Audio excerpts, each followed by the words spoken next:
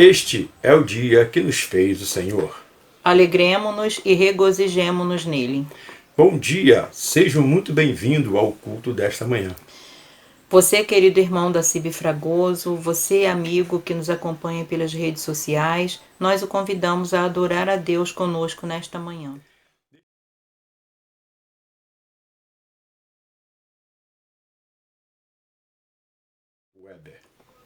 A palavra de Deus no livro do profeta Isaías, capítulo 12, nos diz assim: E dirás naquele dia, graças te dou, ó Senhor, porque ainda que te tiraste contra mim, a tua ira se retirou, e tu me consolas. Eis que Deus é a minha salvação, nele confiarei e não temerei, porque o Senhor Deus é a minha força e o meu cântico, e se tornou a minha salvação.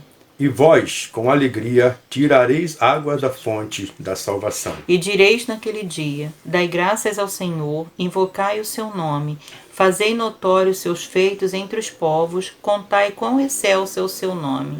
Cantai ao Senhor, porque fez coisas grandiosas. Saiba-se isto em toda a terra. Exulta e jubila, ó habitante de Sião, porque grande é o Santo de Israel no meio de ti.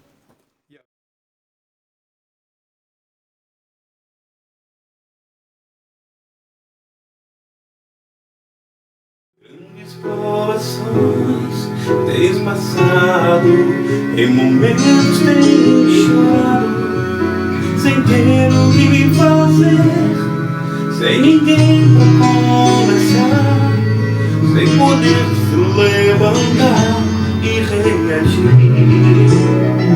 Quando alguém te fere com palavras que machucam o coração, as lágrimas nos olhos molham o teu rosto, e é tanto sofrimento. Erga tua voz e clame ao Senhor, que Ele ouvirá o teu clamor. Pra que temer, se Cristo está contigo, se Ele é teu amigo, pra que se abater? Pra que ficar assim desse jeito? Ninguém é perfeito, Jesus ama você. Saiba que Jesus te consola, e o sorriso então renasce ao mais cedo da alvorada, que jamais te deixará. Erga sua voz e clame ao Senhor, que Ele ouvirá o teu clamor. Pra que temer, se Cristo está contigo, se Ele é teu amigo, pra que se abater? Pra que ficar assim desse jeito? Ninguém é perfeito, Jesus ama você.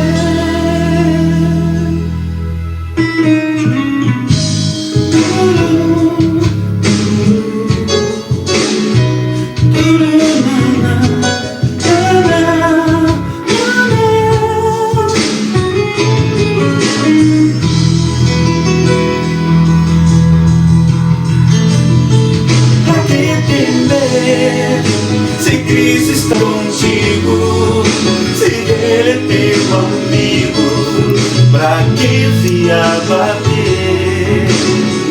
Pra que ficar assim desse jeito? Ninguém é perfeito, Jesus ama você.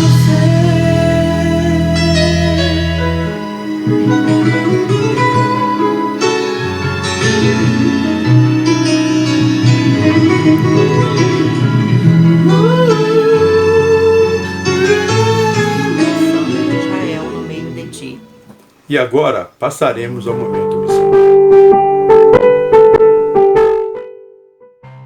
O propósito do nosso trabalho é poder dar um suporte para que o aluno não se sinta só e o aluno possa ter acesso à palavra de Deus e aquilo que Deus pode proporcionar para a sua vida. Então, o nosso trabalho é abraçar esse aluno para que ele viva os sonhos de Deus e os propósitos de Deus aqui dentro da universidade. Uma das reuniões que acontece na capelania é a reunião de oração. Acontece toda quinta-feira e a gente se reúne às 7 horas da manhã, bem cedinho. Vários estudantes saem de casa e dos alojamentos daqui da universidade para a gente estar tendo um tempo com Deus, onde a gente canta louvores, onde a gente ora, tem uma palavra. O Lucas sempre ora pelas nossas vidas antes da gente ir para as aulas e ele tem o costume sempre de terminar as reuniões de oração um pouquinho antes, para a gente poder tomar um café junto com ele, para a gente poder ir para as nossas aulas. O interessante de ter a capelania aqui é que às vezes a gente tem um relacionamento, assim, é muito fácil ter um relacionamento com as pessoas aqui no campus e às vezes com um simples convite a gente consegue levar as pessoas até a capelania. E lá, pelo fato da gente ter um bom relacionamento com o capelão, ele recebe muito bem diversos estudantes de diversos cursos, pessoas que às vezes não têm uma fé, pessoas que são ateístas, pessoas que às vezes acreditam em outras coisas, e lá o capelão, através da Bíblia, através da palavra, consegue aconselhar essas pessoas à luz da Bíblia o que a gente quer dizer aqui para esses universitários que às vezes se encontram perdidos mesmo. Uma coisa também que é importante em relação à capelania é no que se diz respeito ao exercício da fé. Eu, como estudante, sempre fui cristã, mas eu acredito que há um medo muito grande em relação das famílias em ter que deixar os seus filhos aqui num campus que é muito grande e propício às pessoas ter que se apegar a qualquer tipo de coisa, até mesmo porque estudante não só estuda, a gente tem diversas demandas aqui neste campus. Então, por muitas das vezes, os pais eles ficam com medo, às vezes, de deixar os seus filhos aqui sozinhos. Por exemplo, eu moro aqui sozinha e, às vezes, as famílias têm medo mesmo de deixar os seus filhos aqui. Às vezes, eles podem procurar a sua satisfação em outras coisas, mas a gente entende que o trabalho da capelania é fundamental para que a nossa caminhada cristã ela permaneça firme, até mesmo porque aqui a gente faz um trabalho que é coletivo. E a gente sabe que com a capelania a gente não está sozinho. Uma coisa também muito importante que a gente tem na capelania é o nosso café. O nosso café ocorre todos os dias.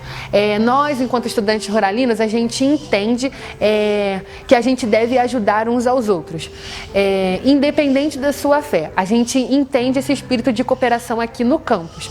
Porém, esse café, ele acolhe as pessoas através de um simples convite. Vamos tomar um café? E quando a gente percebe, a gente já está lá na capelania, às vezes com um amigo que já deixou há muito tempo de servir a Deus, de encontrar a Deus. Então é um momento importante, porque lá pessoas que não sabem que o trabalho da capelania existe aqui passam a fazer parte desse trabalho. E a gente pôde colher muitos testemunhos através disso.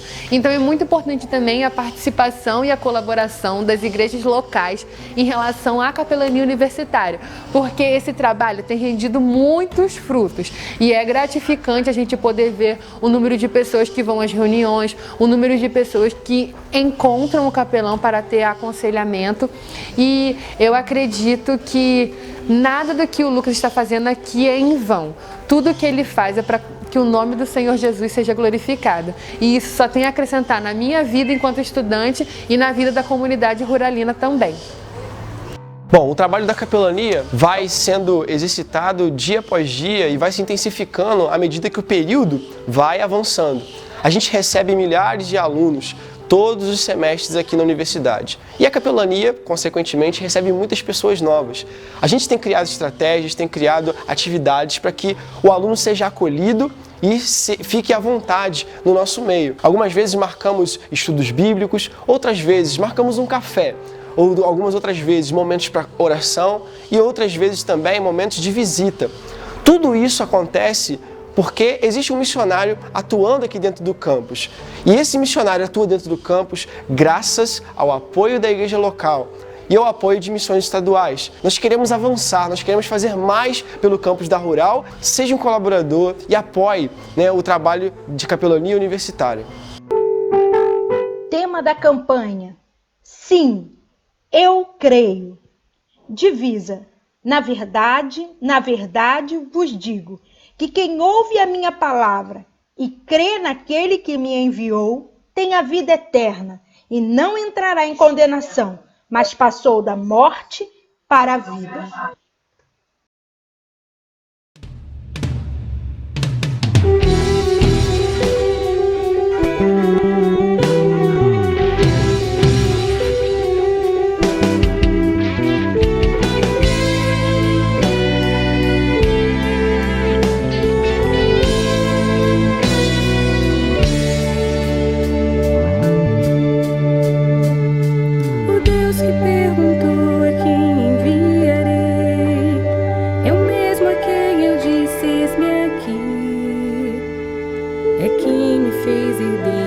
Através de Jesus Cristo, e reina lá no céu, onde estarei quando isso aqui passar. É o Deus do impossível, o autor da salvação, quem me convoca a trabalhar. É dele a garantia que a palavra é minha vida, e o seu agir quem impedirá.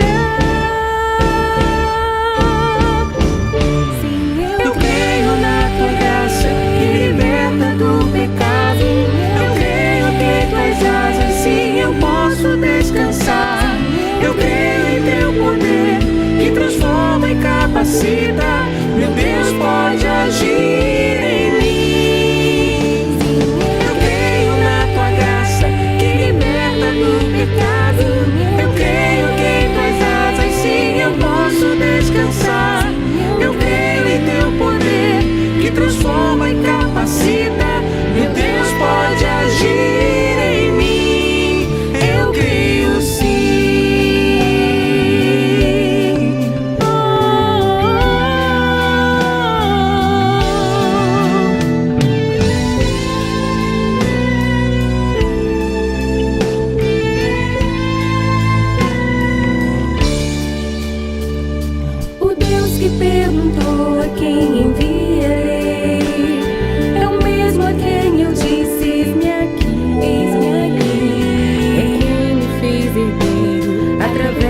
Jesus Cristo, e reina lá no céu, onde estarei quando isso aqui passar. É o Deus do impossível, o autor da salvação, quem me convoca a trabalhar. É dele a garantia que a palavra é minha vida, e o seu agir quem impedirá.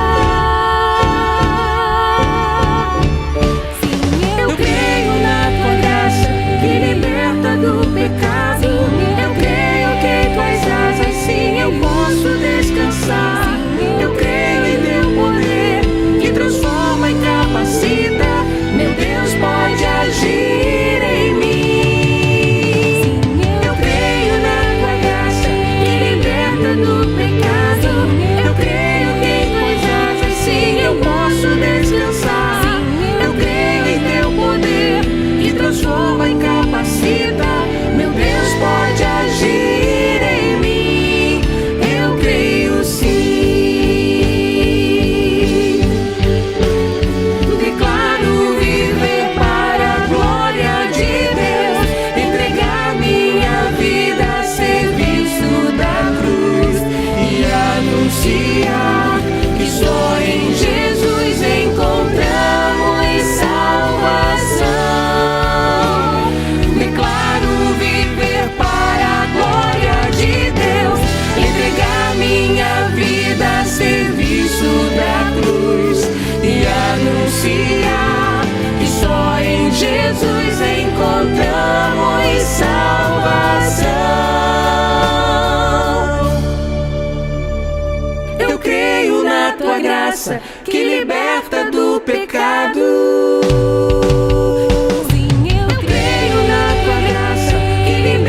Do pecado, eu creio que em tuas asas sim eu posso descansar. Eu creio em teu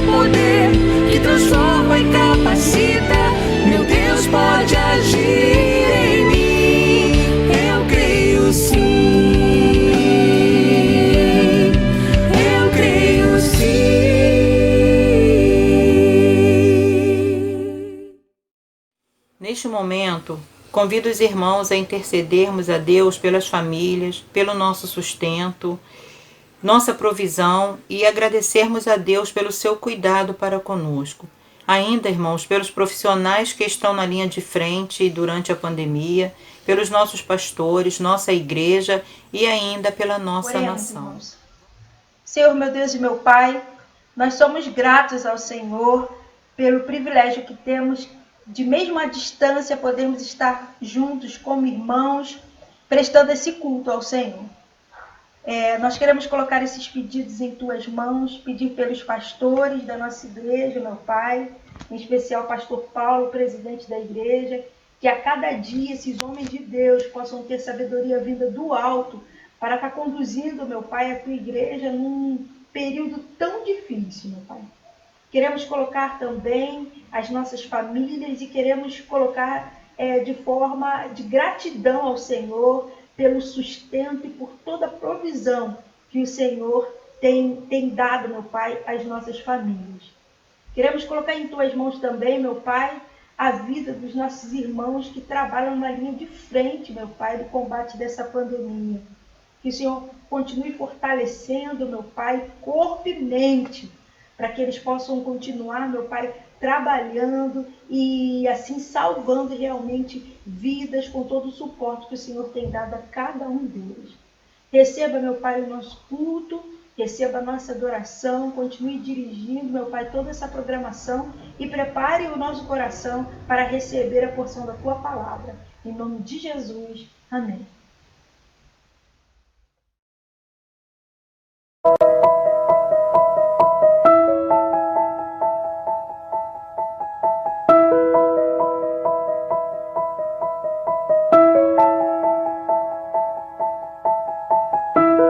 Nesses dias de desespero, incerteza e medo em uma salvação eu creio em Ti, creio em Ti.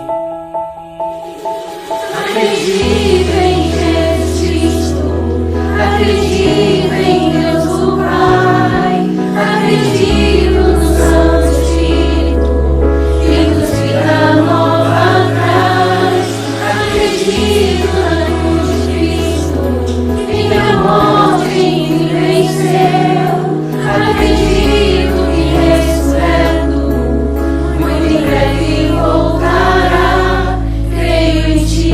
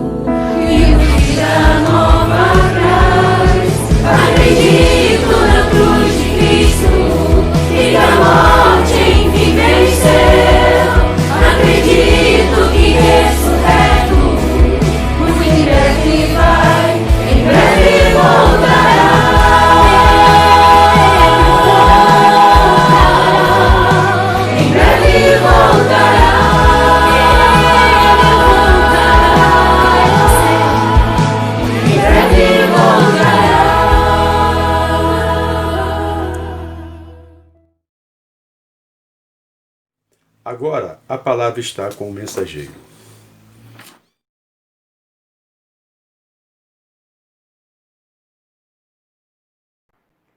Graça e paz da parte de Cristo Jesus. Queridos irmãos, nesta ocasião vamos ler um trecho da Palavra de Deus que se encontra na carta de Paulo aos Efésios, capítulo 4, versículo 1 até o 6.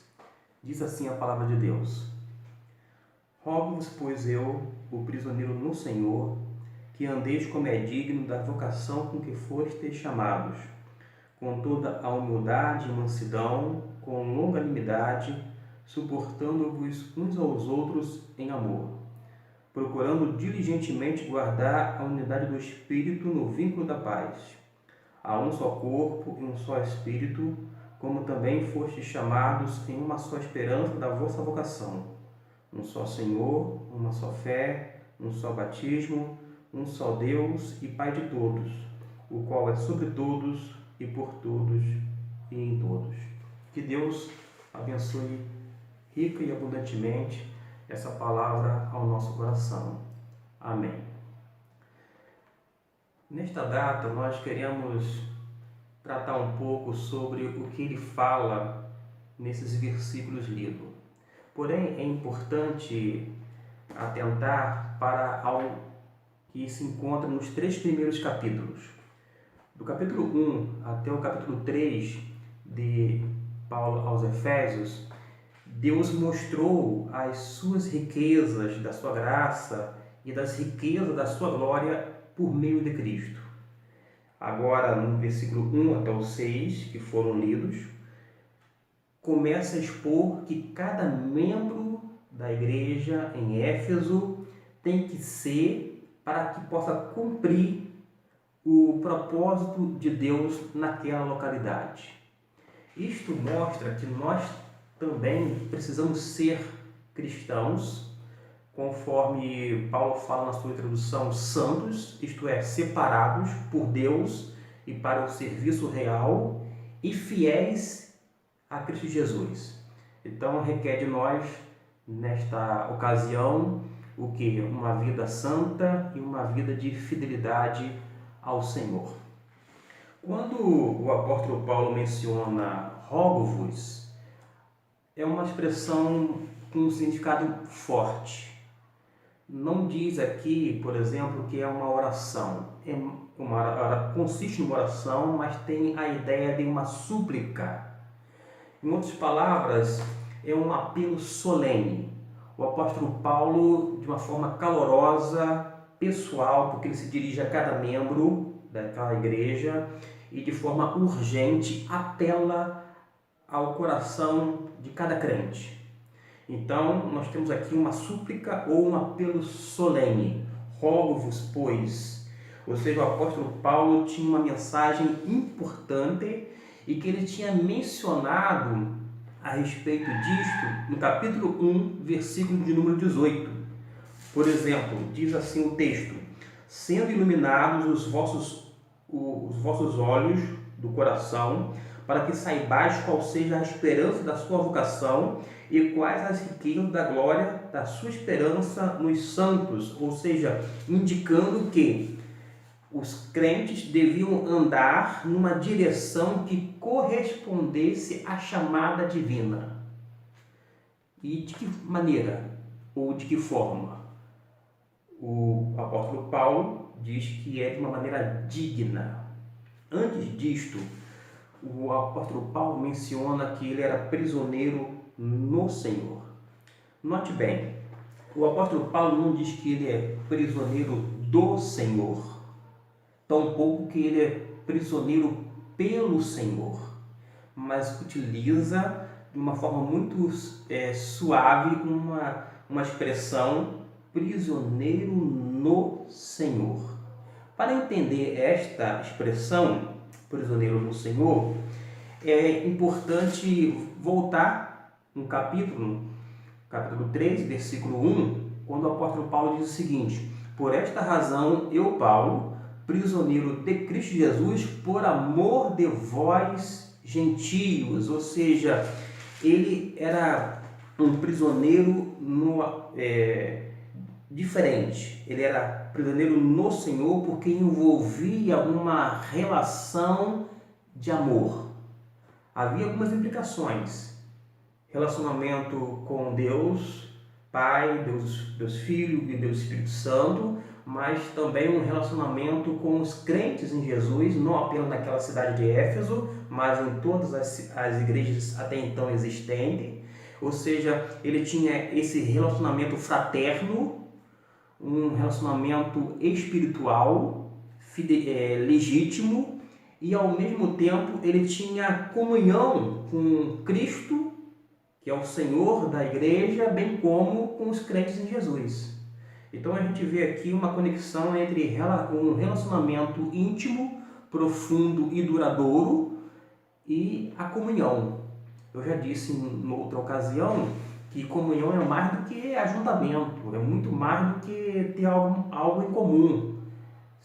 Comunhão, por exemplo, em alguns textos, como em Filipenses, a palavra koinonia é traduzida para cooperação, ou seja, envolve essa cooperação, essa participação de fé cristã, é algo concreto, é algo real. Porque não adianta nada a gente falar que tem comunhão, mas não é expresso de maneira concreta. Ou seja, a gente tem que deixar que as questões sejam abstratas e para que venha o quê? Se tornar realidade nas nossas vidas, consequentemente nos nossos relacionamentos. Rogo-vos, pois eu, prisioneiro no Senhor, que andeis como é digno da vocação com que fostes chamados. Ou seja, tinha aqui um princípio que é de servir de guia em todas as situações. Andar não de qualquer maneira, mas de modo diferenciado, de maneira digna, diz a palavra de Deus. Para compreender como deve ser esse viver cristão dentro da ótica da carta de Paulo aos Efésios, a gente tem que ter a noção do todo. E eu quero ajudar os irmãos a ampliar esse conhecimento acerca da palavra de Deus nesta epístola. Tem várias bases contidas nela.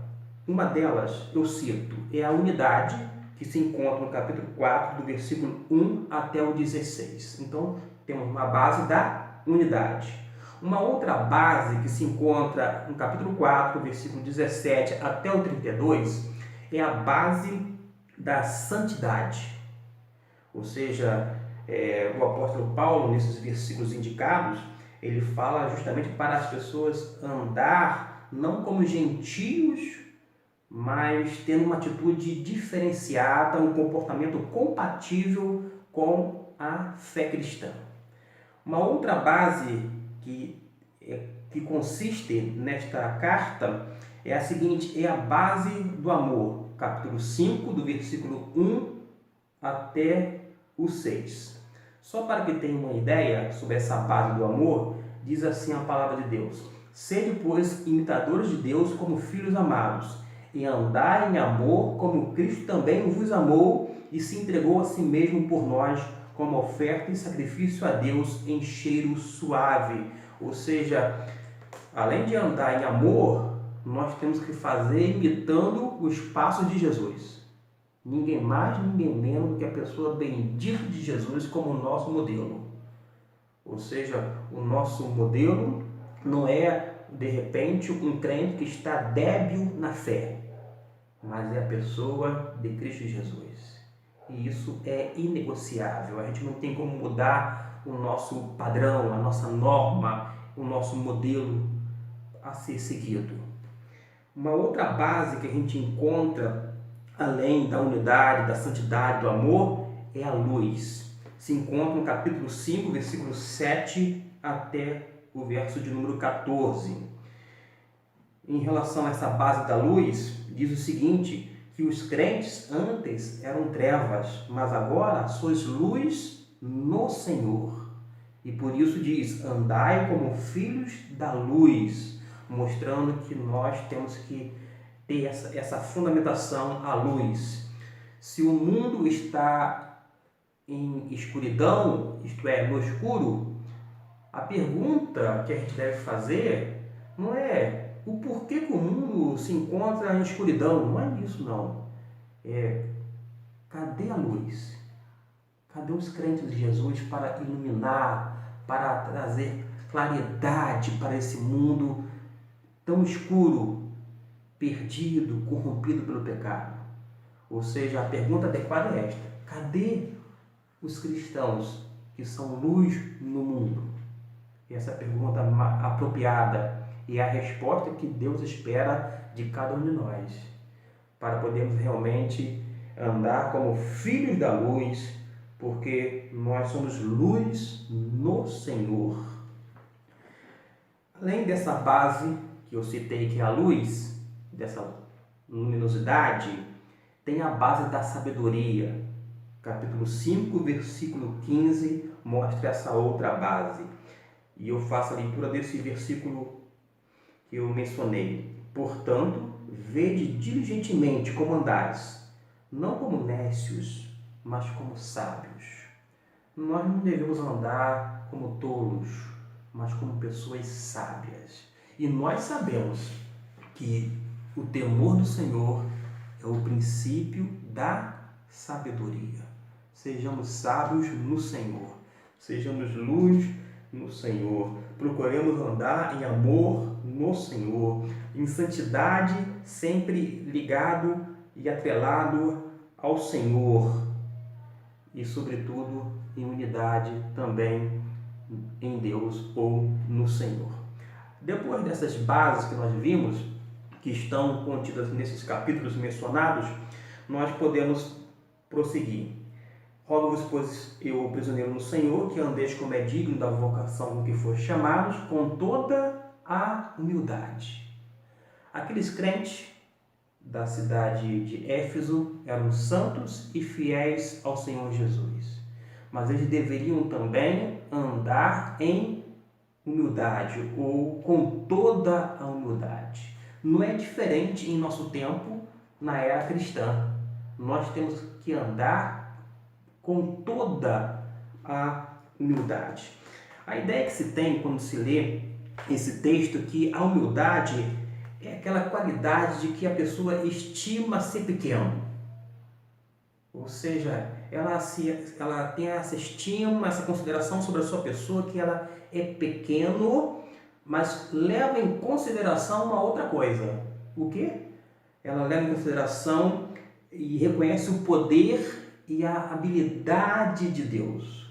Ou seja, não obstante nós sermos fracos, sermos pequenos, nós podemos contar com o poder de Deus e sermos completamente habilitados pelo Senhor para cumprir os seus propósitos divinos.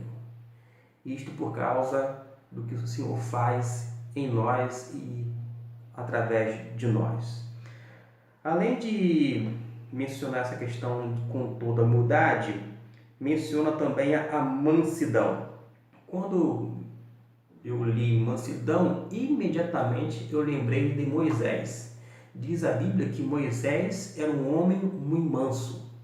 Mas tem um outro exemplo. O próprio Jesus, que é o nosso modelo, ele, em certa ocasião, disse: aprendei de mim, porque eu sou manso e humilde de coração. Ou seja, em Jesus a humildade e em Jesus a mansidão. Então, nós temos que confrontar a nossa vida não com um irmão na fé que esteja débil, mas confrontar com Cristo Jesus. É a maneira mais coerente. Ver se nós estamos tendo o caráter de Jesus, se esse caráter está sendo formado em nós, se nós estamos tendo as atitudes de Jesus. Por exemplo, Jesus andou por toda parte fazendo bem a todos. Se porventura a gente anda por toda parte e faz bem a algumas poucas pessoas, sendo seletivas, nós não estamos sendo imitadores à altura de Cristo, ou de uma forma plena. Nós precisamos fazer da mesma forma que o nosso Mestre fazia e que o nosso Senhor fez, fazendo o bem a todos, porque Ele não faz acepção de pessoas. E se Ele não faz acepção de pessoas, tampouco nós podemos fazer. Além da humildade e mansidão, menciona também a longanimidade, ou seja, é aquela postura diante de Deus que a pessoa ela não se apressa em vingar o mal. Ela pode sofrer um dano, pode sofrer uma maledicência, mas ela não tem pressa em vingar. Por causa de quê? Porque a vida do cristão está segura em Deus. E quem protege, quem, enfim, cuida da gente é Deus. E quando acontece algum mal sobre nós, independente da fonte, de onde que vem, eu quero dizer dessa maneira, o que a gente faz? A gente entrega nas mãos de Deus em oração. Ele sabe o melhor para nós. Nós não vamos se apressar em se vingar, tampouco vamos retaliar quando for ferido por outrem. Por isso a gente tem que compreender que nós temos alguém para nos defender. Nós não precisamos sair em nossa própria defesa, nem na defesa de outra pessoa. Mas nós podemos confiar, entendendo que Deus defende inteiramente os seus. Com toda a humildade e mansidão, com longanimidade, suportando-vos uns aos outros em amor. A ideia de suportar, aqui nesse texto, quando a gente busca o grego, o original, a ideia não é simplesmente de tolerar. Porque tem gente que faz assim, eu vou tolerar aquele membro da igreja porque mas não quero mais conversa com ele. Eu tolero. Mas a questão aqui não é esta. Suportando uns aos outros em amor, esse suportar levantar, manter-se ereto e firme. Ou seja, se alguém está realmente cabisbaixo, de repente caído, a pessoa pega e dá o suporte e o mantém firme. Firme porque a gente quer o bem-estar do nosso próximo, porque ele faz parte do corpo de Cristo, porque ele é membro do corpo. E quando um corpo está machucado, está ferido, ou tem alguma questão nociva em relação a ele, causa prejuízo e mal para todo o corpo e não apenas para alguns membros. Por isso nós temos que ter essa atitude de suportar uns aos outros em amor, no sentido de sustentar e, se possível for, carregar. Suportar no sentido de dar suporte. Esta é a ideia, e não apenas de tolerar o irmão e depois viver a vida cristã como se ele não existisse mais para você. Em outras palavras, estaria sendo um assassino, ou seja, viver como se o outro não existisse. Em outras palavras, eu matei o meu irmão dentro da minha mente, do meu coração, ele não faz parte da minha vida, ele está morto para mim. Mas não é isto que a Bíblia diz. Não é tolerar simplesmente. É pegar aquela pessoa e suportar, erguer, carregar se for necessário, por causa do amor de Deus. No verso de número 3, procurando diligentemente guardar a unidade do Espírito no vínculo da paz. Esse procurando diligentemente, uma sugestão apenas. Para bom entendedor, seria mostrar-se sempre pronto. Ou seja, a gente tem que se mostrar sempre pronto para guardar a unidade do Espírito. Essa é a ideia que nós temos quando lemos a palavra do Senhor. Mas sobre essa unidade do Espírito, é necessário dizer uma coisa. Não é o crente que vai projetar a unidade. Não é o crente que cria a unidade. É o Espírito Santo que cria a unidade. E a unidade no corpo de Cristo só existe por causa da ação do Espírito Santo. Então, que fique bem claro. O Espírito Santo cria a unidade na igreja. E o crente, ele precisa cuidar dela, cuidar da unidade, através das suas relações harmoniosas. Por que eu digo dessa forma, das relações harmoniosas? Porque é guardar a unidade do Espírito, que é criada pelo Espírito, no vínculo da paz. Há de existir relação fraterna entre nós, relações de paz. Esse é o vínculo, relações harmoniosas na Igreja de Cristo Jesus. Era a palavra de uma forma direta para a igreja na cidade de Éfeso e ao mesmo tempo consiste uma palavra para a nossa igreja nos dias atuais. Esse vínculo da paz precisa ser guardado, mantido através das relações fraternas e harmoniosas de cada membro da igreja local. Quando menciona vínculo da paz, ao pé da letra é amarrado com laços de paz. Tem que estar bem, esse vínculo é bem amarrado com laços de paz. Se eu disse que a unidade foi criada pelo Espírito Santo, e é uma verdade bíblica, mas só foi possível pela cruz de Cristo e foi, portanto, efetivada pelo Espírito Santo. Só há essa possibilidade por causa da realização do feito de Cristo Jesus na cruz do Calvário. Ou seja, essa criação da unidade da parte do Espírito não é algo à parte da obra de Cristo. Eu já disse em outra ocasião de que o Espírito Santo ele dá continuidade ao ensino de Jesus e atesta as obras de Cristo. Ou seja, ele não dá ensino novo e ele não tem um ministério, digamos, inédito.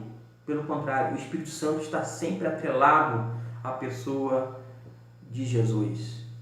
A harmonia na Trindade, Deus Pai, Filho e Espírito Santo, não há competição.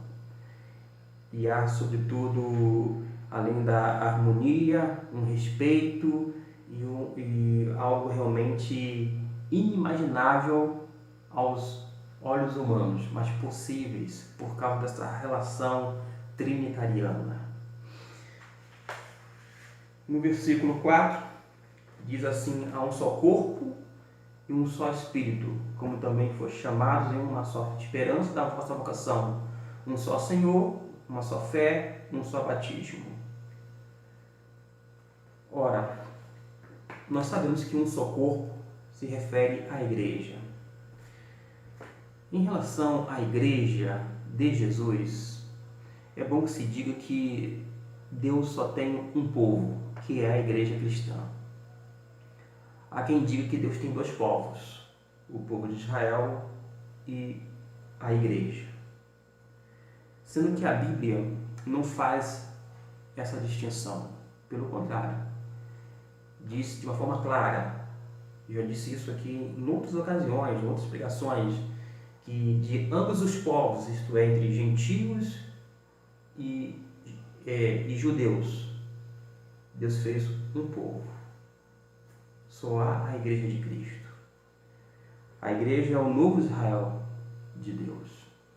E a Bíblia deixa claro que só há um corpo, uma igreja. Da mesma forma, um só Senhor. Quem é o Senhor da igreja? Não é o pastor, não é o diácono, não é um outro líder da igreja, tampouco um membro. O Senhor da igreja é o cabeça dela, Cristo Jesus. Há um só Espírito, há uma fé, uma só fé. É uma fé que faz com que chama os homens para confessar Cristo Jesus. É uma fé que acata o senhorio de Cristo, que o tem não apenas como Salvador, mas como Senhor de sua própria vida.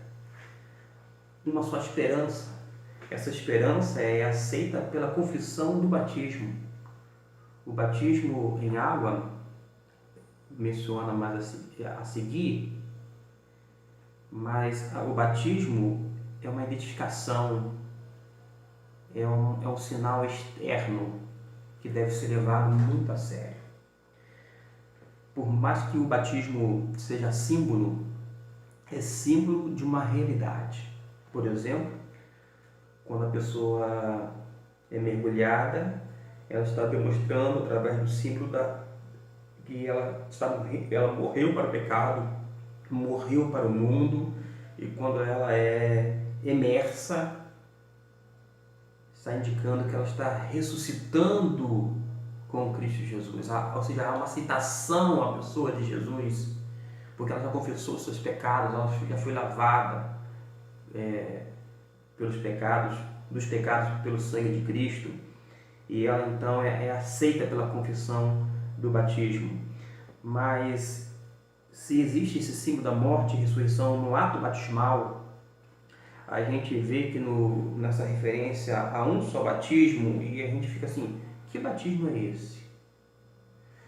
Quando a gente compara a carta de Paulo aos Romanos, capítulo 6, algumas pessoas podem dizer assim, bom, esse batismo, assim como o mencionado no versículo de número 5 da carta aos Efésios, capítulo 4, é um batismo em água.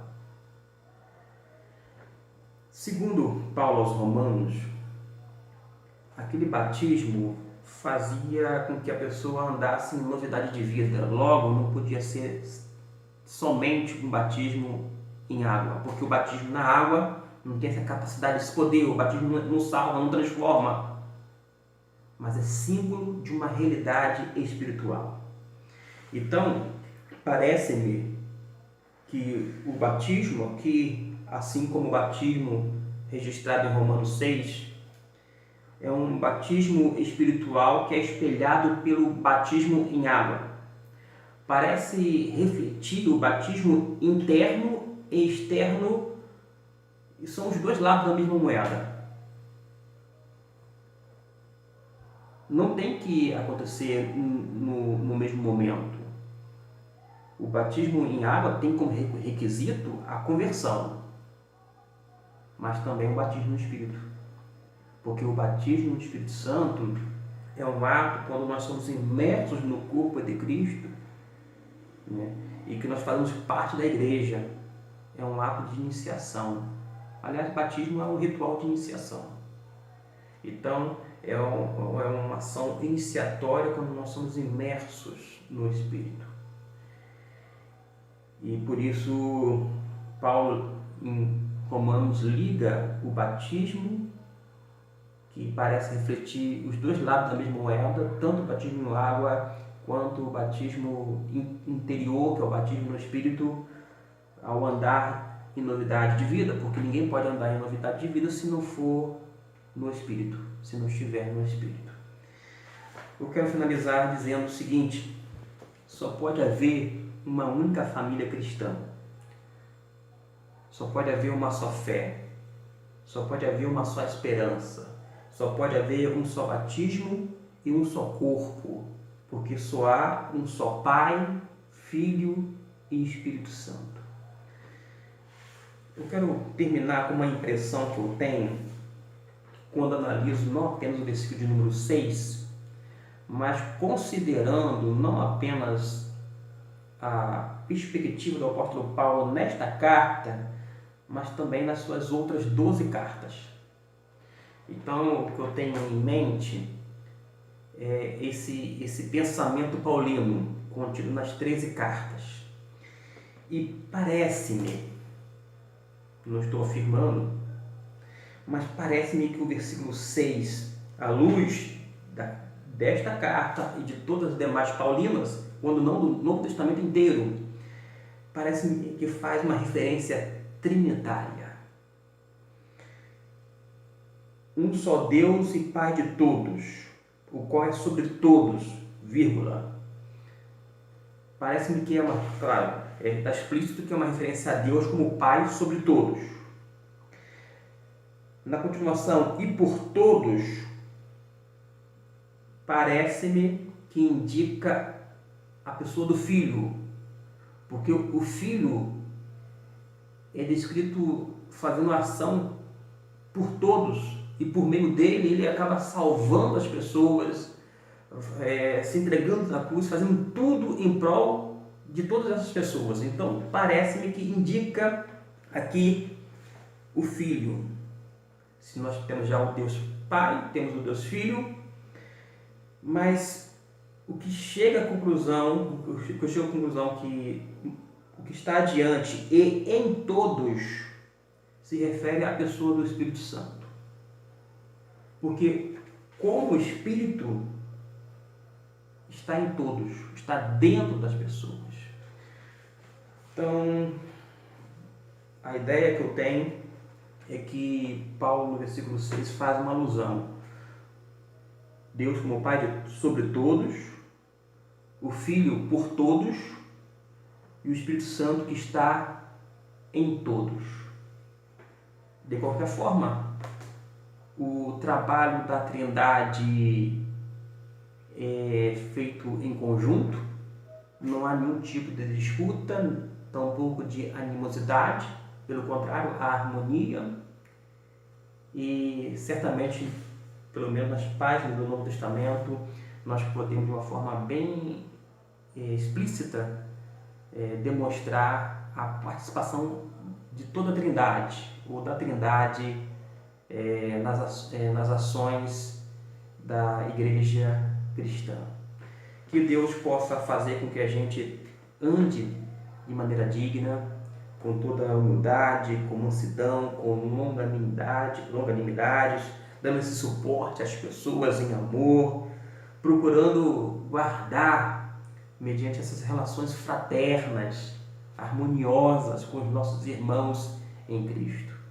Porque certamente é a vontade de Deus não apenas para a igreja de Éfeso, mas para a nossa igreja de maneira muito específica.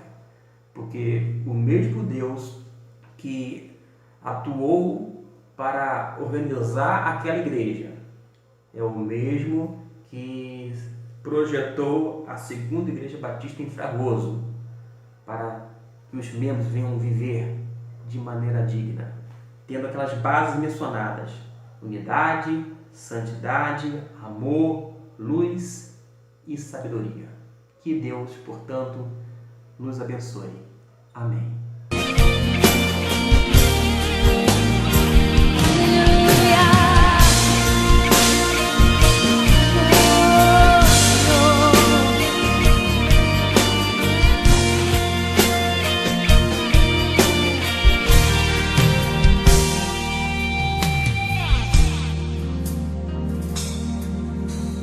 O meu melhor quero te dar, me derramar aos teus pés, ser tua imagem e semelhança é o desejo do meu coração.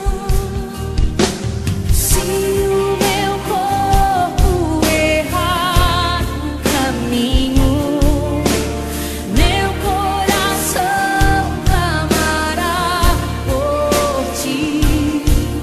Abraça-me com tua misericórdia, vem me envolver, tua face quero ver.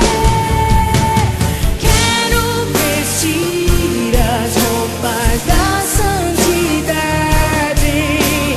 e mergulhar no Santo dos Santos. Tenho sede de Deus, quero conhecer, quero exalar mais de Deus. Senhor, o meu melhor quero te dar, me derramar aos teus pés, ser tua imagem e semelhança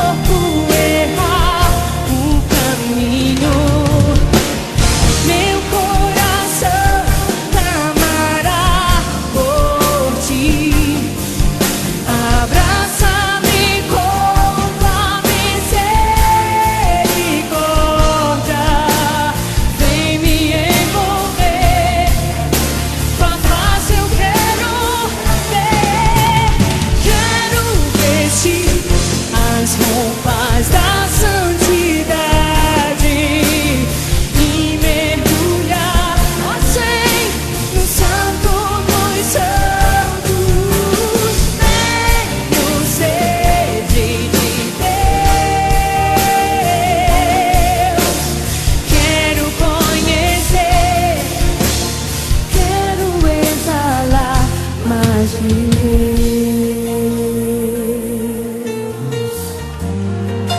mais de Deus, Senhor. Eu quero mais de Ti, Jesus.